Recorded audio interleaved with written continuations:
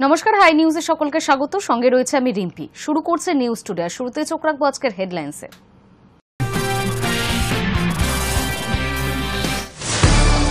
বঙ্গ সফরে রাষ্ট্রপতি দ্রৌপদী মুর্মু। কল্যাণী এইমসের সমাবর্তন অনুষ্ঠানের পর সন্ধ্যায় দক্ষিণেশ্বর ভ্রমণ। নিরাপত্তায় কলকাতার একাধিক রাস্তায় নিয়ন্ত্রণ যান চলাচল। রেকর্ড হারে বৃষ্টি কলকাতায়। এবছর সবথেকে বেশি বৃষ্টি। গত 5 বছরে কলকাতায় রেকর্ড বৃষ্টির রিপোর্ট দিল আবহাওয়া দপ্তর। ভয়াবহ ভূমিকম্প রাশিয়ায়। রিক্টার স্কেলে কম্পনের মাত্রা 8.8। কম্পনের তীব্রতায় কেঁপে ওঠে আমেরিকা, জাপান সহ একাধিক দেশ। জারি সুনামির সতর্কতা। বাণিজ্য চুক্তি সম্পন্ন করতে আগামী 25শে আগস্ট ভারতে আসছেন মার্কিন প্রতিনিধিরা। তার আগে হুমকি সুর ট্রাম্পের গলায়। 20 থেকে 25% শুল্ক চাপানো হতে পারে ভারতের ওপর। জম্মু কাশ্মীরে ফের সীমান্ত পারে অনুপ্রবেশের চেষ্টা। সন্দেহভাজন দুজনকে আটকানোর চেষ্টা করতেই আচমকা শুরু হয় গুলিবর্ষণ। দীর্ঘক্ষণ গুলি লড়াইয়ের পর ঘটনাস্থলে মৃত্যু হয় 2 অনুপ্রবেশকারীর। এখনও তাদের পরিচয় জানা যায়নি। তবে ভারতীয় সেনার ধারণা, তারা জঙ্গি কার্যকলাপের উদ্দেশ্যেই পাকিস্তান অধিকৃত কাশ্মীর থেকে ভারতে ঢোকার চেষ্টা করছিল। ঘটনার পর পুলিশ তল্লাশি চালাচ্ছে। আরও কেউ লুকিয়ে রয়েছে কিনা তা খতিয়ে দেখা হচ্ছে। এই অভিযানের নাম দেওয়া হয়েছে অপারেশন শিবশক্তি।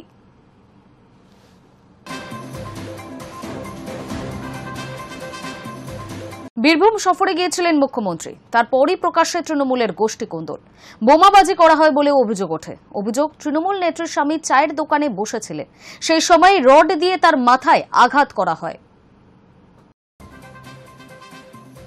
মুখ্যমন্ত্রী বীরভূম ছাড়তেই প্রকাশ্যে গোষ্ঠী কোন্দল। দুদিনের বীরভূম সফরে গিয়েছিলেন মুখ্যমন্ত্রী মমতা বন্দ্যোপাধ্যায়। ভাষা আন্দোলনের সূচনা করতে এসে দলীয় শৃঙ্খলা রক্ষা এবং বাঙালির গৌরব রক্ষার বার্তাও দেন তিনি। কিন্তু জেলা ছাড়তেই প্রকাশ্যে এলো তৃণমূলের গোষ্ঠীদ্বন্দ্ব। অনুব্রত মণ্ডল ঘনিষ্ঠদের মারধরের অভিযোগ কাজল শেখের অনুগামীদের বিরুদ্ধে। বোমাবাজি করা হয় বলেও অভিযোগ। মঙ্গলবার সন্ধ্যায় বীরভূমের সিউড়ি 2 নম্বর ব্লকের অবিনাশপুর অঞ্চলে তৃণমূলের 2 শক্তিশালী গোষ্ঠী অনুব্রত মণ্ডল এবং কাজল শেখের অনুগামীদের মধ্যে রণক্ষেত্র পরিস্থিতি তৈরি হয়। স্থানীয় বাসস্ট্যান্ডের সামনে শুরু হয় বেধড়ক মারধর, ঢিল ছোড়াছুড়ি। পরিস্থিতি আরও খারাপ হয় বোমাবাজির ঘটনায়। প্রত্যক্ষদর্শীদের মতে কাজল গোষ্ঠীর লোকজন অনুব্রতর ঘনিষ্ঠদের উপর হামলা চালিয়েছে। অভিযোগ, তৃণমূল নেত্রী তনুজা ধীবরের স্বামী চায়ের দোকানে বসেছিলেন, আর সেই সময় রড দিয়ে তার মাথায় আঘাত করা হয়। এই ঘটনার পরেই সিউড়ি থানার পুলিশ ঘটনাস্থলে পৌঁছে পরিস্থিতি নিয়ন্ত্রণে আনার চেষ্টা করে। সংঘর্ষে আরও 2 জন আহত হয়েছেন বলে জানা যাচ্ছে। তাদেরকেও সিউড়ি সদর হাসপাতালে ভর্তি করানো হয়েছে। ঘটনার পর কাজল শেখ বা তার অনুগামীদের পক্ষ থেকে কোনো মন্তব্য পাওয়া যায়নি।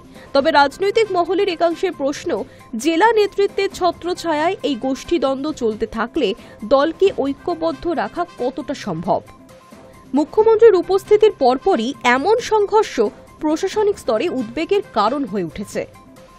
High news network.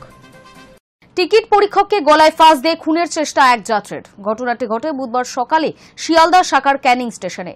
টিকিট না থাকায় ফাইন করতেই মহিলা টিটি পরীক্ষককে মারধর শুরু করে ওই যাত্রী। পাশাপাশি ওই কর্মীকে আই কার্ডের ফিতে দিয়ে ফাঁস দিয়ে শ্বাসরোধ করার চেষ্টা হয় বলেও অভিযোগ ওঠে। টিকিট না থাকায় যাত্রীকে ফাইন করতেই ঘটে গেল এক ভয়াবহ ঘটনা। মহিলা টিকিট পরীক্ষককে মারধরের অভিযোগ যাত্রীর বিরুদ্ধে। গলায় ফিতের ফাঁস দিয়ে শ্বাসরোধ করে খুনের চেষ্টা করা হয় বলেও অভিযোগ। বুধবার সকালে ঘটনাটি ঘটেছে শিয়ালদহ দক্ষিণ শাখার ক্যানিং স্টেশনে। সূত্রের খবর, আক্রান্ত ওই টিকিট পরীক্ষকের নাম তনুশ্রী ঘরুই। অন্যান্য দিনের মতোই তিনি এদিন ক্যানিং স্টেশনে টিকিট পরীক্ষা করছিলেন। এক মহিলা যাত্রীর কাছে টিকিট চাইতেই ঘটনার সূত্রপাত। টিকিট পরীক্ষকের সঙ্গে বচসা শুরু করেন যাত্রী, এমনটাই অভিযোগ। ধীরে ধীরে তার চরম আকার নেয়। টিকিট পরীক্ষকের সঙ্গে হাতাহাতিতে জড়িয়ে পড়েন যাত্রী। জখম হন ওই রেলকর্মী। তাতেও থামেনি আক্রমণ। অভিযোগ, এরপর টিকিট পরীক্ষককে তার পরিচয়পত্রের ফিতের ফাঁস দিয়ে শ্বাসরোধ করে খুনের চেষ্টা করে ওই মহিলা যাত্রী। পরিস্থিতি জটিল হলে ছুটে যান রেলের অন্যান্য কর্মী ও পুলিশ। তারপর পরিস্থিতি নিয়ন্ত্রণে আনা হয়। ফাইন নিয়ে তারপরই অভিযুক্ত যাত্রীকে ছাড়া হয় বলে সূত্রের খবর। উল্লেখ্য, টিকিট পরীক্ষকদের সঙ্গে যাত্রীদের ঝামেলা নতুন ঘটনা নয়। প্রতিনিয়ত এই ধরনের ঘটনা ঘটতে দেখা যায়। তবে পরিস্থিতি এতটা ভয়ঙ্কর হতে পারে তা ভাবতে পারেনি কেউই। এদিনের ঘটনায় রীতিমতো আতঙ্কে টিকিট পরীক্ষকেরা। ঘটনার জেরে হতভম্ব ওই মহিলা রেলকর্মীও। Hi news Network. নবগ্রাম 12 নম্বর জাতীয় সড়কে ভয়াবহ পথ দুর্ঘটনা। সূত্রের খবর, নবগ্রামের ইকরোল এলাকায় একটি লেনে নো এন্ট্রি থাকায় পাশের লেন দিয়েই চলছিল যাতায়াত। মঙ্গলবার দুপুরে জঙ্গিপুরের দিক থেকে বহরমপুরের দিকে যাচ্ছিল একটি 4 চাকা গাড়ি।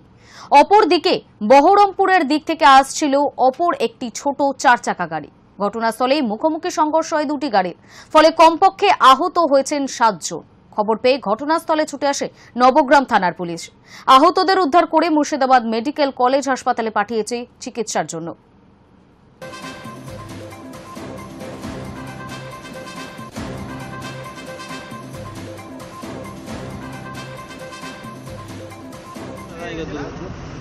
ঘটলো বলতে আমার সাইড দিয়ে আমি আসছিলাম, ওদিক নো এন্ট্রি ছিল বলে দিয়ে আসছিলাম। এসে আমি গাড়ি ব্রেক করে দাঁড়িয়ে গেছি কিনা, আর উনি এসে আমাকে মোটামুটি 70 কি 100 না এরকম স্পিড ছিল, এসে আমাকে রং রুটে বলতে হিসাবে রং রুট বন্ধ ছিল। হ্যাঁ, ওই রুট বন্ধ ছিল।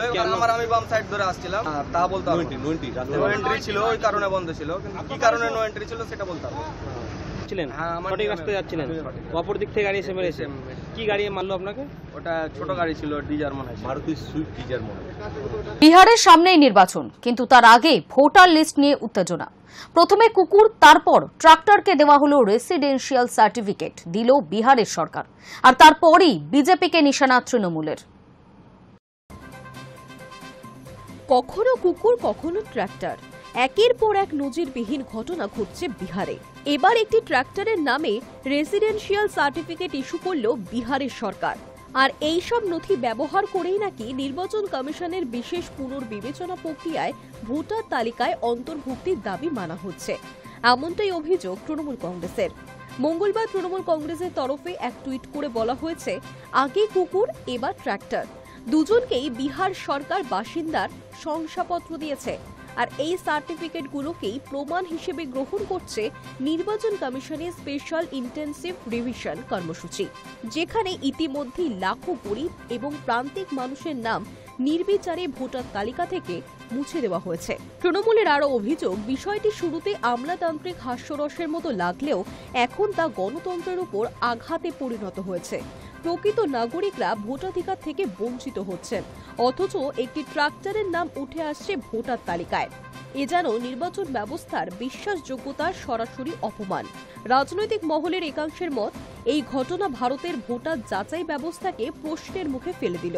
আর এই সুযোগে বিরোধীরা নির্বাচন কমিশনের নিরপেক্ষতা নিয়েও প্রশ্ন তুলতে শুরু করেছে। তৃণমূলের এই টুইট সামনে আসতেই নেট মাধ্যমে শুরু হয়েছে প্রবল আলোচনা। অনেকেই কটাক্ষ করে বলছেন, এবার হয়তো গরুর নামেও ভোটার কার্ড বেরোবে। Hi news network. পরিবহন দপ্তর অন্যায়ভাবে মোটা অঙ্কের টাকা জরিমানা করছে বলে অভিযোগ। লোকসান হচ্ছে ঝাড়গ্রামের ব্রয়লার মুরগি ব্যবসায়ীদের। এই হয়রানির ফলে আগামী দিনে কি কলকাতায় মুরগি সরবরাহে ঘাটতি হবে, সে নিয়ে উঠছে একাধিক প্রশ্ন। পরিবহন দপ্তর অন্যায়ভাবে মোটা অঙ্কের টাকা জরিমানা করছে বলে অভিযোগ। সেই জরিমানা না দিতে পারলে গাড়ি আটকে রাখায় মুরগি মারা যাচ্ছে। লোকসান হচ্ছে ঝাড়গ্রামের ব্রয়লার মুরগি ব্যবসায়ীদের। এই হয়রানি বন্ধ না করলে আগামী দিনে ঝাড়গ্রাম থেকে কলকাতা সহ অন্যান্য জেলায় ব্রয়লার মুরগি পাঠানো বন্ধ করে দেওয়া হবে, সেই হুঁশিয়ারিও দেওয়া হয়েছে। তাহলে কি আগামী দিনে কলকাতায় মুরগি সরবরাহে ঘাটতি হবে? লাফিয়ে বাড়তে পারে চিকেনের দাম? সেই আশঙ্কার কথাও উঠে আসছে। ঝাড়গ্রামে প্রচুর সংখ্যায় ব্রয়লার মুরগির খামার আছে, সেখান থেকে মুরগি কলকাতা ও আশেপাশের জেলায় সরবরাহ করা হয়। অভিযোগ, ঝাড়গ্রাম থেকে রাজ্যের বিভিন্ন জেলায় মুরগি পরিবহন করতে গিয়ে বারবার পরিবহন দপ্তরের হয়রানির মুখে পড়েছেন ব্যবসায়ীরা। বহু সময় বেশি অঙ্কের টাকা জরিমানা করা হচ্ছে। সেই জরিমানা না দিতে পারলে মুরগি বোঝাই গাড়ি আটকে রাখা হচ্ছে বলে অভিযোগ। দীর্ঘ সময়ে আটকে থাকায় বহু মুরগি মারা যাচ্ছে বলেও দাবি ব্যবসায়ীদের। বিপুল পরিমাণ আর্থিক ক্ষতি হচ্ছে বলে অভিযোগ। নদিয়া, হুগলি, পশ্চিম মেদিনীপুর জেলার ব্যবসায়ীরা ঝাড়গ্রাম পরিবহন দপ্তরে গিয়ে সমস্যার কথা জানান। এই বিষয়ে পশ্চিম মেদিনীপুরের এক ব্রয়লার মুরগি ব্যবসায়ী বলেন, আমরা ঝাড়গ্রাম আরটিও অফিসারের সঙ্গে দেখা করতে এসেছিলাম। আমাদের গাড়িগুলি যখন এখানে লোড করতে আসি তখন অকারণে কেস দেওয়া হচ্ছে। জরিমানার টাকার সঙ্গে সঙ্গে চাওয়া হচ্ছে। টাকা না দিতে পারলে গাড়ি আটকে রাখছে প্রশাসন। ফলে গাড়িতে থাকা মুরগি মারা যাচ্ছে, আমরা ক্ষতিগ্রস্ত হচ্ছি। এই সমস্যার সমাধান না হলে মুরগি সরবরাহ বন্ধ করে বৃহত্তর আন্দোলনে নামার হুঁশিয়ারিও দেওয়া হয়েছে। সরবরাহ বন্ধ হলে কলকাতায় ব্রয়লার মুরগি যোগানে টান পড়তে পারে। কেজি প্রতি চিকেনের দাম বাড়বে বলেও আশঙ্কা করা হচ্ছে। যদিও এই অভিযোগ নিয়ে পরিবহন দফতরের তরফে কিছু জানানো হয়নি বলেই খবর। Hi news network. গুরুতর অভিযোগ এয়ার ইন্ডিয়ার বিরুদ্ধে। বিমানের নিরাপত্তা ঘাটতির অভিযোগ তুলল দেশের বিমান নিয়ন্ত্রক সংস্থা ডিজিসিএ। তাদের রিপোর্ট অনুযায়ী এয়ার ইন্ডিয়ার বিরুদ্ধে মোট 51টি নিরাপত্তা লঙ্ঘনের অভিযোগ রয়েছে, যার মধ্যে 7টি গুরুতর পর্যায়ের ত্রুটি। এই ত্রুটি অবিলম্বে সংশোধনের নির্দেশ দেওয়া হয়েছে। এয়ার ইন্ডিয়ার বিমানে নিরাপত্তার ঘাটতি, এমনই জোরালো অভিযোগ তুলল দেশের বিমান নিয়ন্ত্রণ সংস্থা ডিজিসিএ। তাদের বার্ষিক রিপোর্টে উঠে এসেছে এয়ার ইন্ডিয়ার বিরুদ্ধে মোট 51টি নিরাপত্তা লঙ্ঘনের ঘটনা রয়েছে, যার মধ্যে 7টি ঘটনাকে ক্রিটিক্যাল লেভেল 1 বা গুরুতর পর্যায়ের ত্রুটি হিসেবে চিহ্নিত করা হয়েছে। ডিজিসিএ সূত্রে জানা গিয়েছে, ওই 7টি গুরুতর ঘাটতি সংশোধনের জন্য 30শে জুলাই পর্যন্ত সময়সীমা বেঁধে দেওয়া হয়েছে। বাকি 44টি নিরাপত্তা লঙ্ঘন সংক্রান্ত ত্রুটি সংশোধনের জন্য 23শে আগস্ট পর্যন্ত সময়সীমা রয়েছে। রিপোর্ট অনুযায়ী এয়ার ইন্ডিয়ার যে ত্রুটিগুলি ধরা পড়েছে তা হল পুরনো ট্রেনিং ম্যানুয়াল ব্যবহার, বিচ্ছিন্ন ও অসম্পূর্ণ প্রশিক্ষণের রেকর্ড, প্রয়োজনীয় পাইলট প্রশিক্ষণের অভাব, অনুপযুক্ত ফ্লাইট সিমুলেটর, ফ্লাইট রোস্টার পরিচালনায় প্রশিক্ষণহীন কর্মী, কম দৃশ্যমানতার মধ্যে ফ্লাইট চালানোর অনুমতিতে অনিয়ম। এয়ার ইন্ডিয়া যে সমস্ত সেফটি প্রোটোকল মেনে চলে ডিজিসিএর নির্দেশে সেই সব প্রমাণ জমা দিতে হবে বিমান সংস্থাকে। কিছুদিন আগেই ডিজিসিএ জানিয়েছিল, এয়ার ইন্ডিয়ার একটি বিমান জরুরি স্লাইড পরীক্ষা নির্ধারিত সময়সীমা অতিক্রম করার পরেও উঠছিল। উল্লেখ্য, স্লাইড একটি গুরুত্বপূর্ণ সেফটি ফিচার। 23শে জুলাই ডিজিসিএ 3টি আলাদা আলাদা শোকজ নোটিশ পাঠিয়েছে এয়ার ইন্ডিয়াকে। তাদের 15 দিনের মধ্যে এই সমস্ত লঙ্ঘনের জবাব দিতে বলা হয়েছে। এর আগেই সংসদে কেন্দ্রীয় অসামরিক বিমান পরিবহন প্রতিমন্ত্রী মুরলীধর মোহল জানিয়েছিলেন, এই ত্রুটি ধরা পড়ার পরে সংশ্লিষ্ট বিমানটিকে স্থগিত করা হয় এবং পরীক্ষার পরে ছাড়া হয়। তিনি জানান, বিমানের নিরাপত্তা ও রক্ষণাবেক্ষণ নিয়ে নিয়মিত নজরদারি ও তল্লাশি চালায় ডিজিসিএ। যদি কোনো গাফিলতি ধরা পড়ে তবে জরিমানা, সতর্কতা, এমনকি বিমানের লাইসেন্স স্থগিত করার মতো কঠোর পদক্ষেপ নেওয়া হয়। মন্ত্রীর কথায়, ডিজিসিএ কর্মকর্তারা প্রশিক্ষিত ও দক্ষ, যারা এই নজরদারি এবং আইনগত প্রক্রিয়া দক্ষতার সঙ্গে সম্পন্ন করেন। Hi news network. ভয়াবহ ভূমিকম্প রাশিয়ায়। এর উৎপত্তিস্থল রাশিয়ার পূর্ব ক্ষেত্র কামচাটকা পেনিনসুলা অঞ্চলে। ভূমিকম্পের মাত্রা ছিল 8.8। ভূমিকম্পের তীব্রতা এতটাই ছিল যে আমেরিকা, জাপান সহ একাধিক দেশ কম্পন অনুভূত হয়। উপকূলবর্তী অঞ্চলে প্রায় 13 ফুট ঢেউ দেখা যায়, জারি সুনামির সতর্কতা। বড়সড় ভূমিকম্প রাশিয়ায়। 8.8 মাত্রার বিরাট এই ভূমিকম্পের উৎপত্তিস্থল রাশিয়ার পূর্ব ক্ষেত্র কামচাটকা পেনিনসুলা। ভূমিকম্পের তীব্রতা এতটাই ছিল যে আমেরিকা, জাপান সহ একাধিক দেশে কম্পন অনুভূত হয়।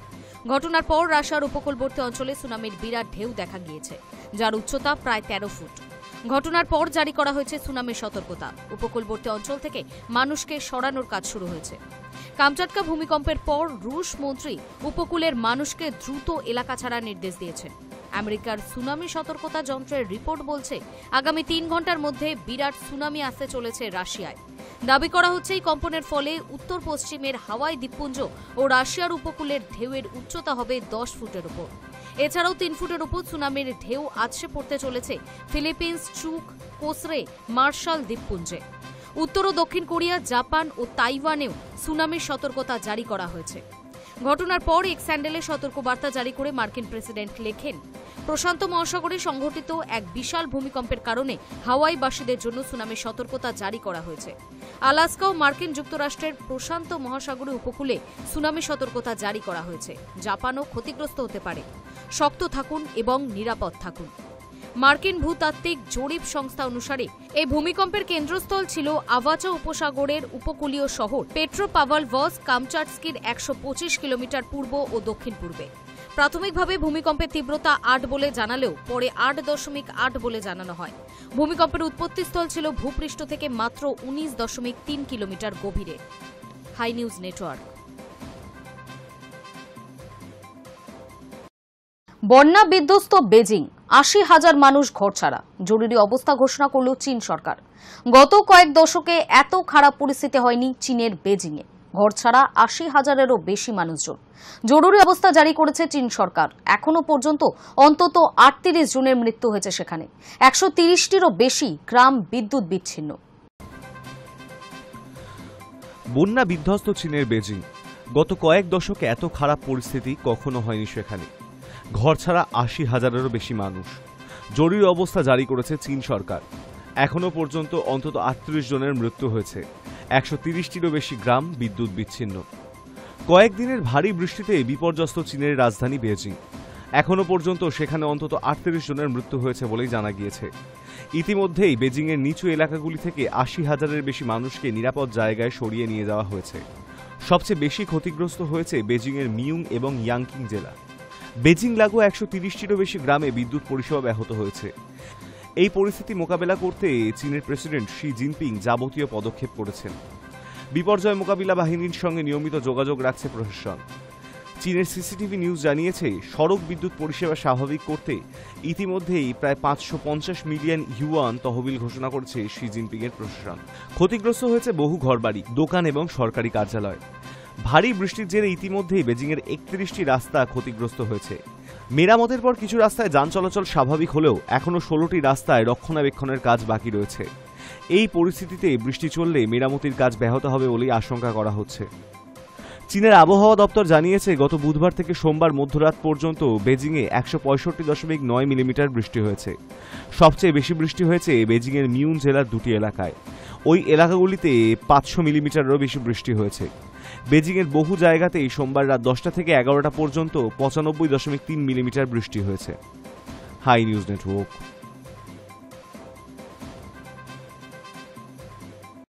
প্রবেশ নিষেধ নেতানিয়াহুর ২ মন্ত্রীর। নেদারল্যান্ডসের কূটনৈতিক পদক্ষেপ ইসরায়েলের বিরুদ্ধে। ইসরায়েলের জাতীয় নিরাপত্তা বিষয়ক মন্ত্রী ইটামার বেনগভির এবং অর্থমন্ত্রী বেজালেল স্মোট্রিচের ওপর নিষেধাজ্ঞা বলবতের কথা ঘোষণা করেছেন ডাচ বিদেশমন্ত্রী ক্যাসপার ভেল্ডক্যাম্প। ইউরোপের প্রথম দেশ হিসেবে ইসরায়েলের বিরুদ্ধে পদক্ষেপ করল নেদারল্যান্ডস। মঙ্গলবার ইসরায়েলি প্রধানমন্ত্রী বেঞ্জামিন নেতানিয়াহুর মন্ত্রিসভার ২ সদস্যের ওপর নিষেধাজ্ঞা আরোপের কথা ঘোষণা করেছে দ্য হেগ। ইসরায়েল জাতীয় নিরাপত্তা মন্ত্রী ইটামার বেন গভির এবং অর্থমন্ত্রী বেজালেল স্ট্রোমিচের ওপর নিষেধাজ্ঞা বলবতের কথা ঘোষণা করে ডাচ বিদেশমন্ত্রী ক্যাসপার ভেল্ডক্যাম্প সেদেশের পার্লামেন্টে বলেন, ওই দুজনের বিরুদ্ধে হিংসায় উস্কানি দেওয়া এবং বিশেষ সম্প্রদায়কে নির্মূল করার চেষ্টা চালানোর প্রমাণ মিলেছে। তাই আমাদের দেশে ওই ২ ইসরায়েলি মন্ত্রীকে প্রবেশ করতে দেয়া হবে না। নেতানিয়াহুর ওই ২ মন্ত্রী প্যালেস্তাইনিদের বিরুদ্ধে পরিকল্পিতভাবে হিংসা ছড়ানো, জাতিগতভাবে প্যালেস্তাইনিদের নির্মূল করার অপচেষ্টা এবং বেআইনিভাবে ইহুদি বসতি সম্প্রসারণের কাজে জড়িত অভিযোগ করেন ডাচ বিদেশমন্ত্রী। তবে নেদারল্যান্ডসের নিষেধাজ্ঞাকে গুরুত্ব না দিয়ে বেন গভির মঙ্গলবার এক্স পোস্টে লেখেন, যদি পুরো ইউরোপও আমাকে নিষিদ্ধ করে তবুও পরোয়া করব না, আমি আমার দেশের স্বার্থে কাজ করে যাব। Hi news network. গত কিছুদিন ধরে চলছে নিম্নচাপ, যার প্রভাবে কার্যত ভাসছে বঙ্গের একাধিক জেলা। তবে শুধু নিম্নচাপ নয়, এবছর বাংলায় বৃষ্টি হয়েছে সবথেকে বেশি। গত ৫ বছরের মধ্যে কলকাতায় রেকর্ড বৃষ্টি হয়েছে চলতি মাসে, জানালো আলিপুর আবহাওয়া দফতর। পূর্বাভাসে বলা হয়েছে, ঘূর্ণাবর্ত, নিম্নচাপ অক্ষরেখা এবং মৌসুমী অক্ষরেখার ত্রিফলা আক্রমণে আগামী ২৪ ঘন্টায় ফের ভারী বৃষ্টি হতে পারে ২ বঙ্গে। লাগাতার বৃষ্টির মধ্যে সকালে ভয়াবহ ধস নামে কালিম্পংয়ের তারখোলায় ১০ নম্বর জাতীয় সড়কে, যার ফলে কালিম্পংয়ের সঙ্গে বিচ্ছিন্ন হয়ে গিয়েছে শিলিগুড়ি ও দার্জিলিংয়ের সড়ক যোগাযোগ।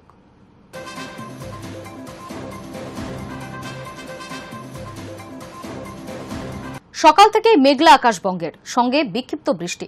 বঙ্গোপসাগরে ঘনাচ্ছে নতুন নিম্নচাপ, বাংলায় ঝড় বৃষ্টির দাপট। বৃহস্পতিবার থেকে কমতে পারে বৃষ্টি, তবে বাড়বে গরম। রাজ্যে প্রবল বৃষ্টির সম্ভাবনার ইঙ্গিত আগেই মিলেছে। বুধবার দক্ষিণবঙ্গের একাধিক জেলায় ভারী বৃষ্টির পূর্বাভাস দিয়েছে আলিপুর আবহাওয়া দফতর। বজ্রবিদ্যুৎ সহ ঝড় বৃষ্টির এই পরিস্থিতি চলবে বৃহস্পতিবার পর্যন্ত।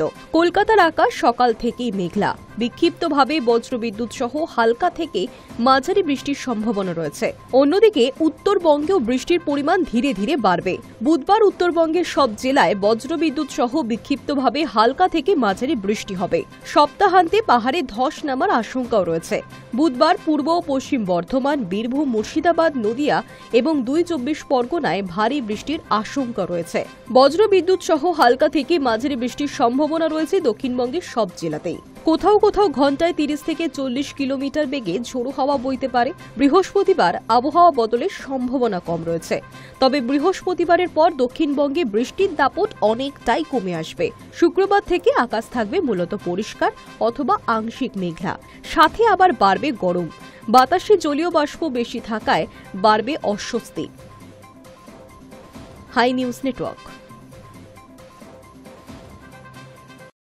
নিউজ টুডে এখনকার মতো এ পর্যন্তই। নজর রাখুন হাই নিউজে, নির্ভীক নিরপেক্ষ।